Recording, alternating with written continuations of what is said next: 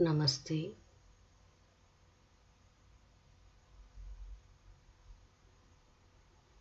I kindly invite you all for this auspicious hour of connecting ourselves with the Divine Mother and Sri Aurobindo in form of global meditation. Let us thank the Mother for the whole year we have been part of this conscious collaboration and aspiration to the divine work as well as the soul's evolution.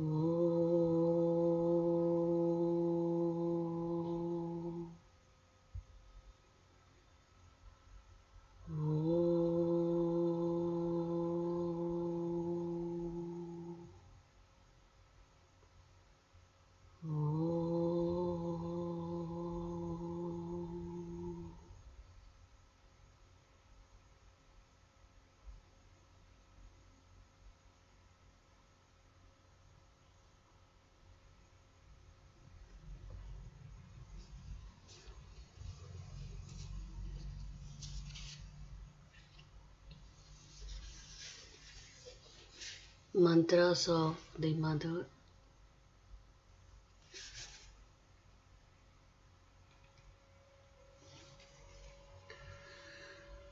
December 31st. Goodbye to the previous year. Welcome to the new one. Blessings, Mother.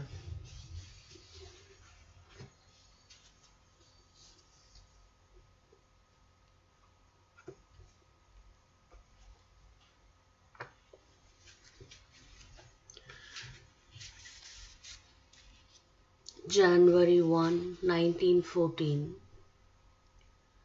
To Thee, Supreme Dispenser of all boons, to Thee who givest life its justification by making it pure, beautiful, and good. To Thee, Master of our destinies and goal of all our aspirations, was consecrated the first minute of this new year. May it be completely glorified by this consecration. May those who hope for Thee seek Thee in the right path. May those who seek Thee find Thee, and those who suffer, not knowing where the remedy lies, feel Thy life gradually piercing the hard crust of their obscure consciousness. I bow down in deep devotion and in boundless gratitude before Thy beneficent splendor. In the name of the earth, I give Thee thanks for manifesting Thyself. In its name, I implore Thee to manifest Thyself ever more fully in an uninterrupted growth of light and love. Be the sovereign master of our thoughts, our feelings, our actions. Thou art our reality, the only reality. Without Thee, all is falsehood and illusion. All is dismal obscurity. In thee are life and light and joy. In thee it's supreme peace. Let us offer.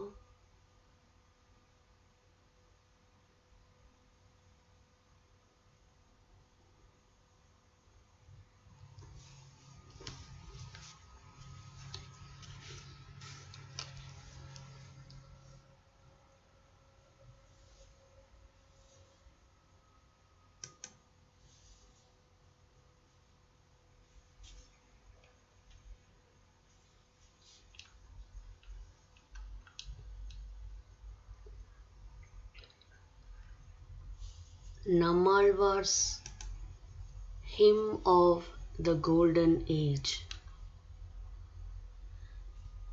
It is glory, glory, glory, for life's hard curse has expired. Swept out our pain and hell, and death has naught to do here. Mark A, the Iron Age shall end, for we have seen the hosts of Vishnu. Richly do they enter in and chant his praise and dance and thrive.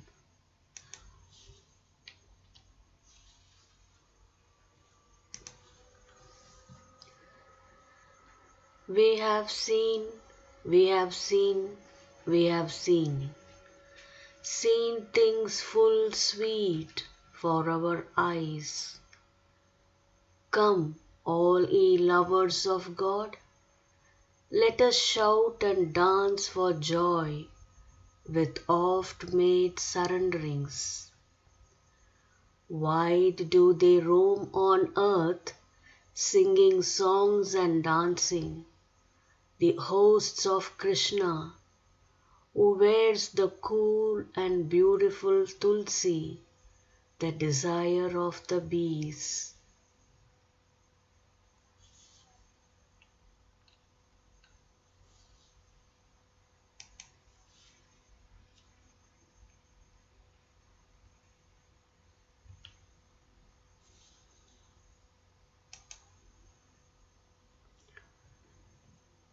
The hosts of our Lord, who reclines on the sea of vastness, behold them thronging hither.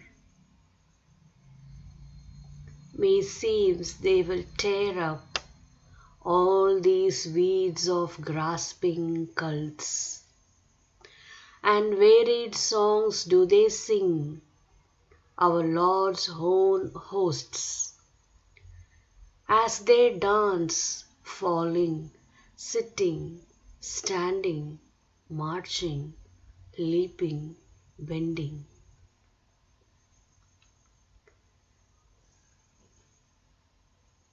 And many are the wondrous sights that strike mine eyes, as by magic have Vishnu's hosts come in and firmly place themselves everywhere. Nor doubt it, ye fiends and demons, if born such be in our midst, take heed, ye shall never escape.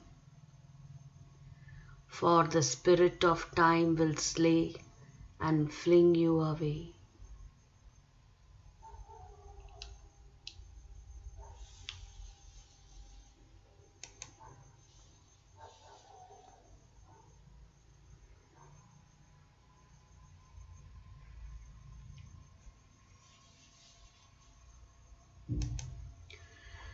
These hosts of the Lord of the Discus, they are here to free this earth of devourers of life, disease, and hunger, and vengeful hate, and all other things of evil. And sweet are their songs as they leap and dance, extending wide over earth. Go forth, ye lovers of God, and meet these hosts divine. With right minds, serve them and live.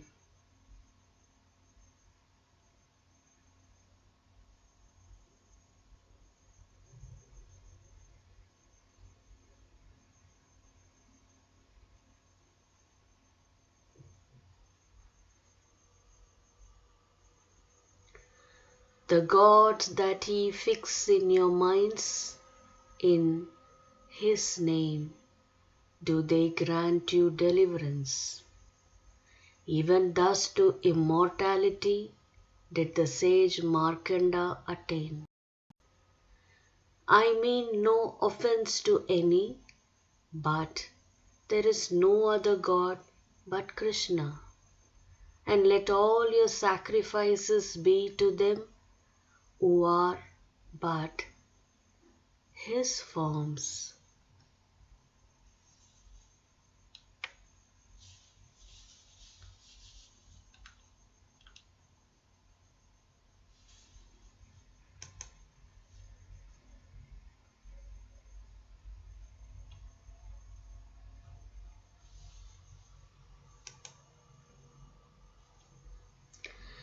His forms He has placed as gods to receive and taste the offerings that are brought in sacrifices in all the various worlds.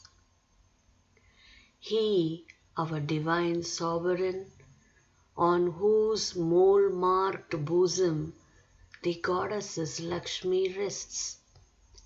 His hosts are singing sweetly and deemed to increase on earth. O men, approach them, serve and live.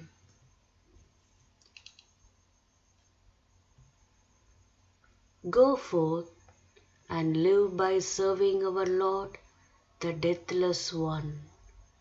With your tongues chant ye their hymns, the sacred rigs of the Veda, nor err in the laws of wisdom.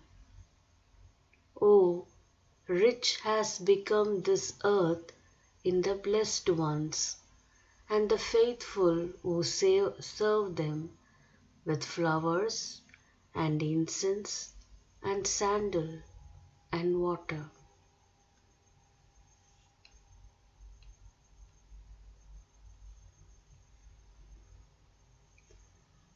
In all these rising worlds, they have thronged and wide they spread, those beauteous forms of Krishna. The unclad Rudra is there, Indra, Brahma, all. The Iron Age shall cease to be. Do ye but unite and serve these. Let us offer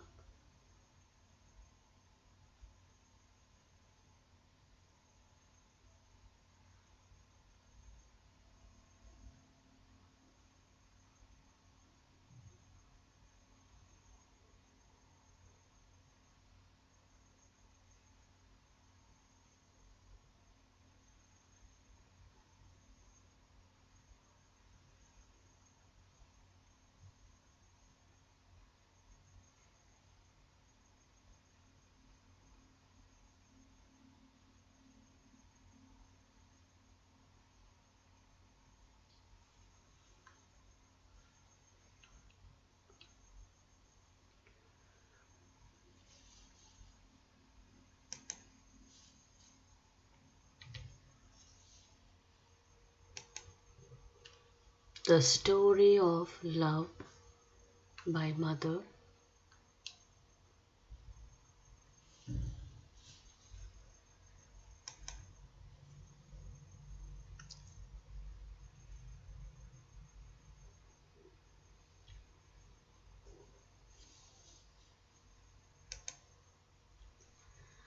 There is a state of consciousness in which one experiences the divine love everywhere.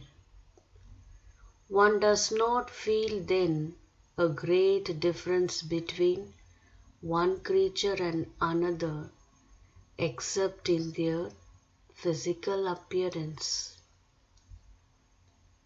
Even in unconsciousness and immobility, the apparently complete inertia of the stone, for example, can be found a dazzling light, the light of the divine presence. There is much more aspiration than one thinks in objects that are usually called inanimate.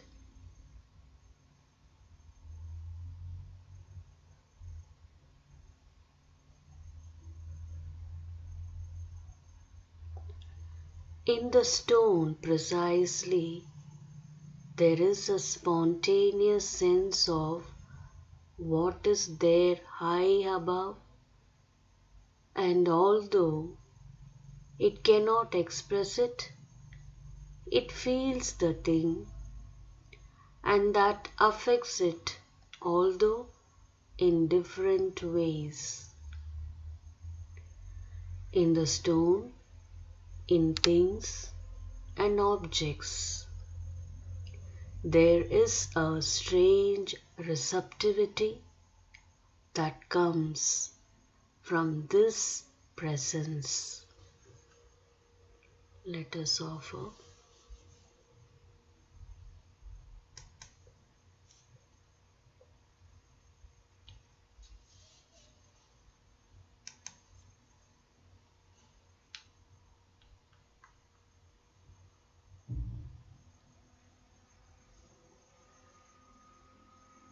You can take what you call a precious stone and concentrate a force of forces in it.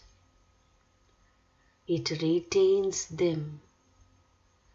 These forces radiate afterwards very slowly but increasingly, progressively. And if you know how to do it, you can charge it with a quantity of force quite enough to last almost indefinitely, so to say.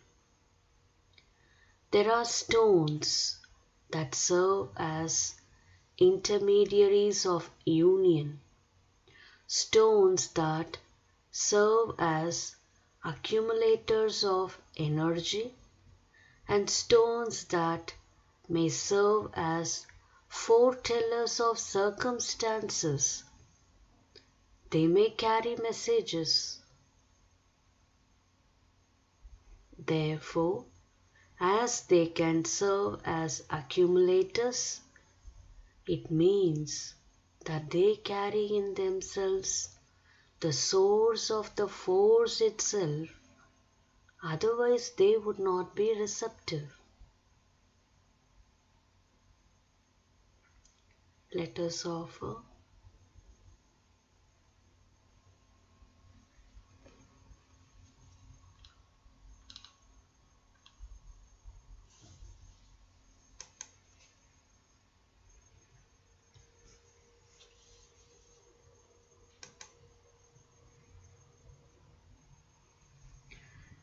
It is a force of this kind that is the origin of the phenomenon of crystallization.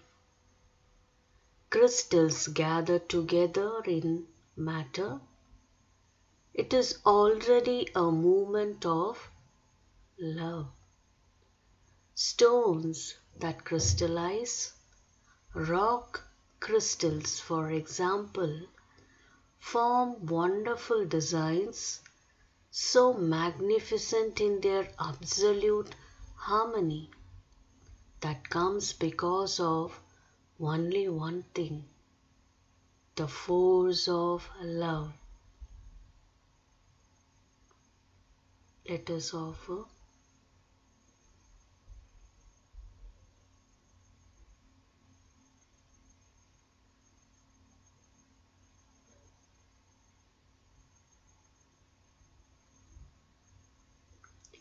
You do not see the thing because you have not the inner sensibility. But once you have the direct perception of the forces of love behind things, you see that it is everywhere the same.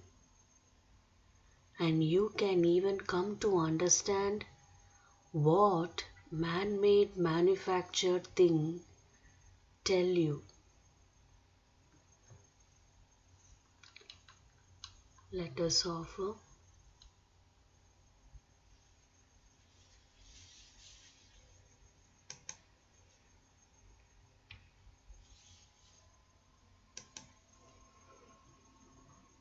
The movement is quite perceptible in the vegetable kingdom, in the tree and the plant.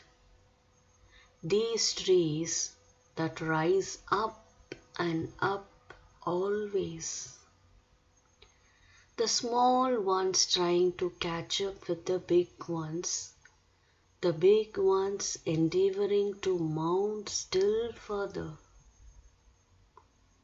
The plants always seek to find out a direction from where they can receive as much light as possible. It is the need to grow in order to get more light, more air, more space.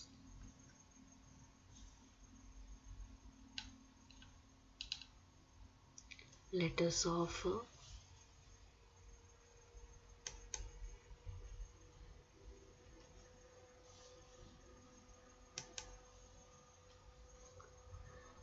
When you see a rose opening out to the sun, it is as if it were for the need of giving away its beauty.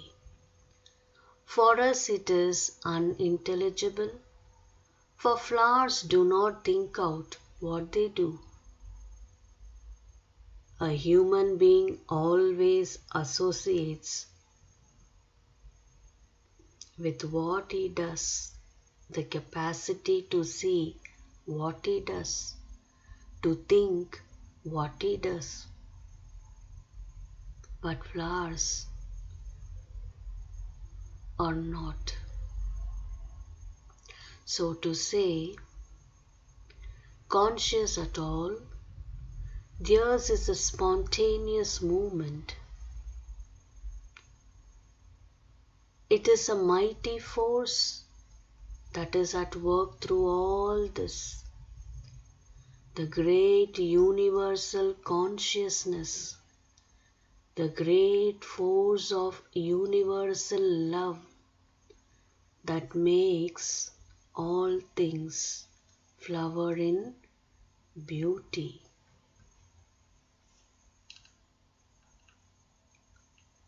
Let us offer.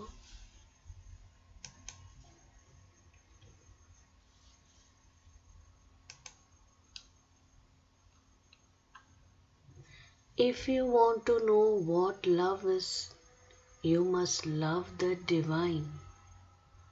It is a very well-known fact that in the end, you become just like the thing you love. If you love the divine, by the force of this love, little by little, you will become more and more like the divine.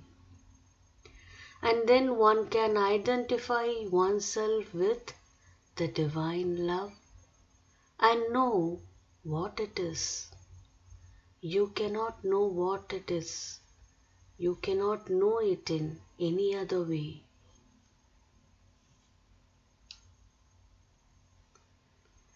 Necessarily, the love between two human beings is always made of ignorance, misunderstanding, weakness, and a terrible sense of isolation. It would be as if you wanted to gain entrance into the presence of a unique splendor, and the first thing you do is to put a screen between yourself and the splendor, and you are very much astonished that you do not have even a vague impression of it.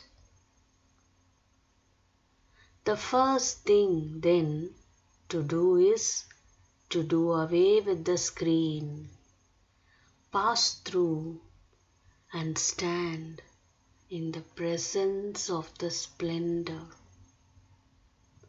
Then you know what it is.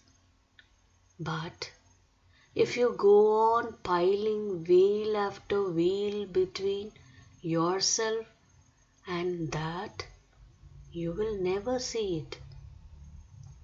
You may have just a vague impression there is something, and that is all.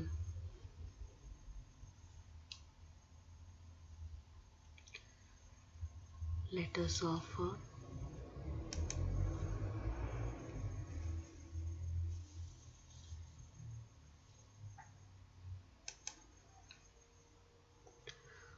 one of the highest expressions of love in human beings is giving of oneself entirely to the person loved.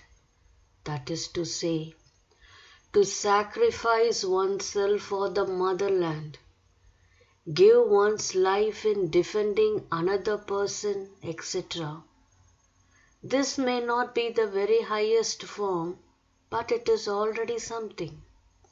From there, you have to climb very high up to arrive at the true expression which is on the summit of the ascent.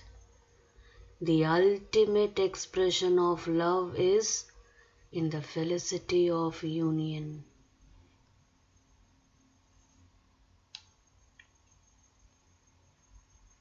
That brings us to the symbol of Krishna and Radha. Krishna is he of whom Sri Aurobindo speaks as the divine flute player, that is to say, the immanent and universal divine who is the supreme power of attraction.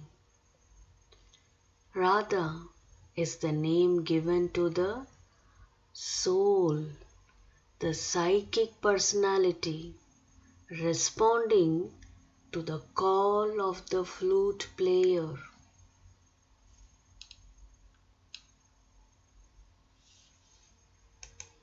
Let us offer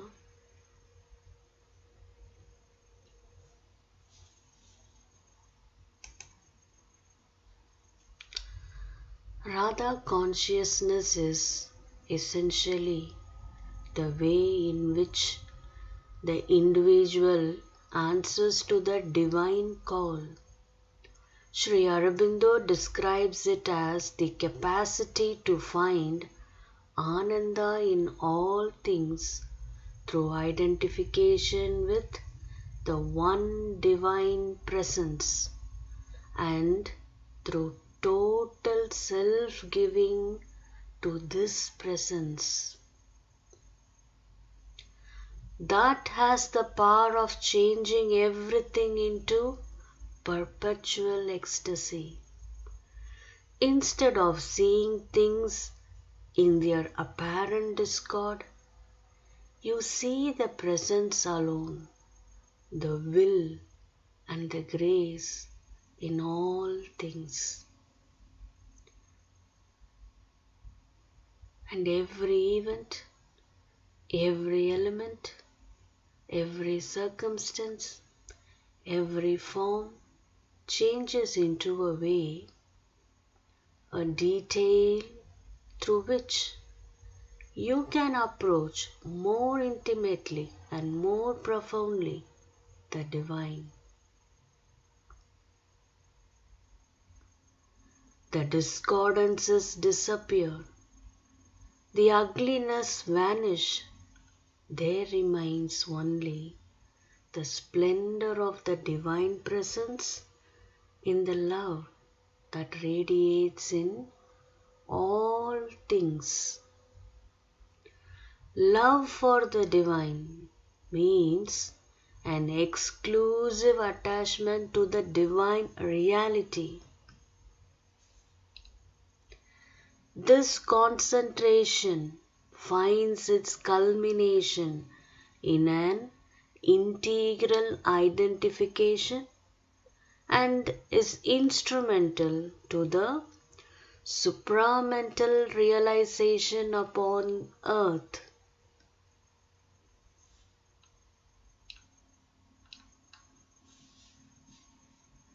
Let us offer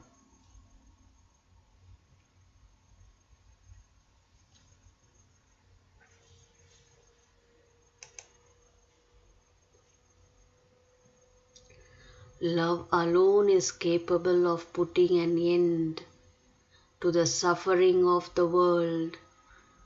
Only the ineffable delight of love in its essence can wipe out of the universe the burning pain of separation.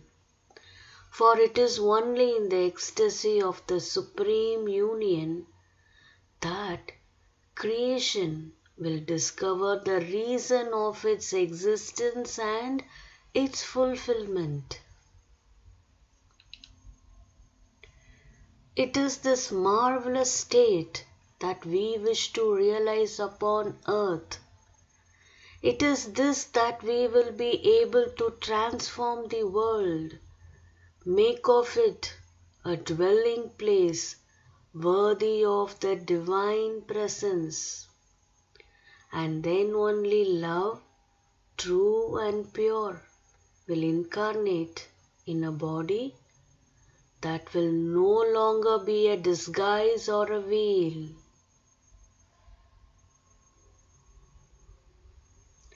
That is why no effort is too arduous, no austerity too rigorous to illumine, perfect, transform the physical substance so that it no more hides the divine. When the divine takes an extended form, external form through love, for then they will be freely manifested in the world that marvelous divine kindness that can change life into a paradise of the sweetest delight. Let us offer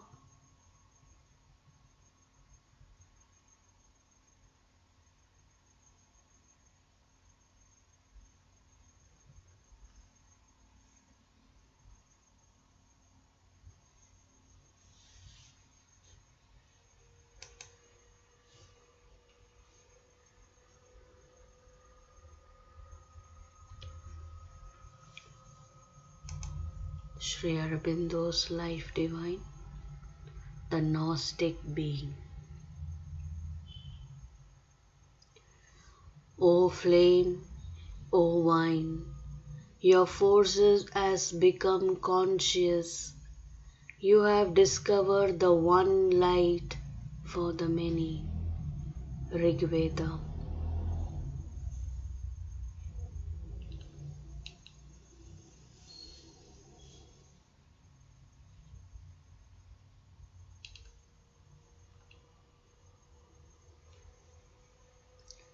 As we reach in our thought the line at which the evolution of mind into overmind, passes over into an evolution of overmind into supermind. We are faced with a difficulty which amounts almost to an impossibility. Let us offer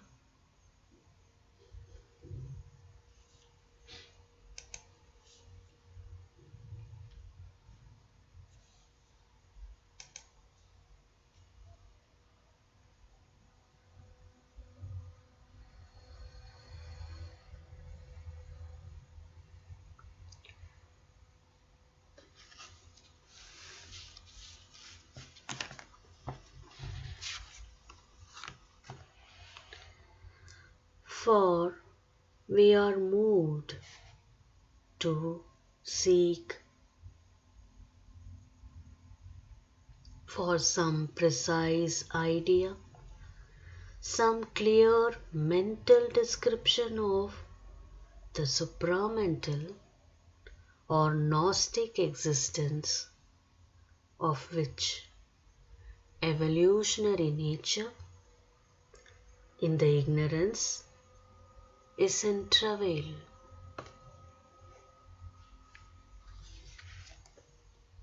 Let us offer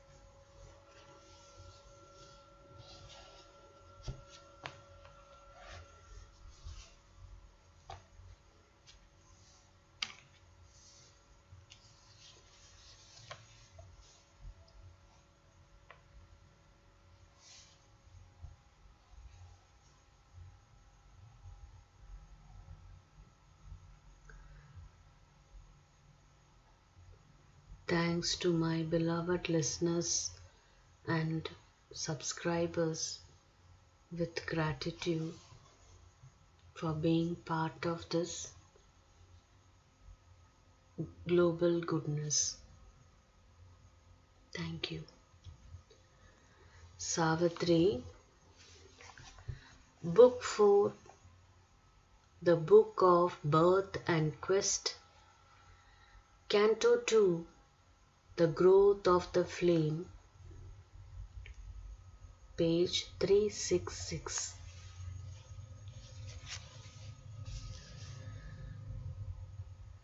That a divine force might enter life, a breath of Godhead greaten human time, although she learned down to their littleness, covering their lives with her strong, passionate hands,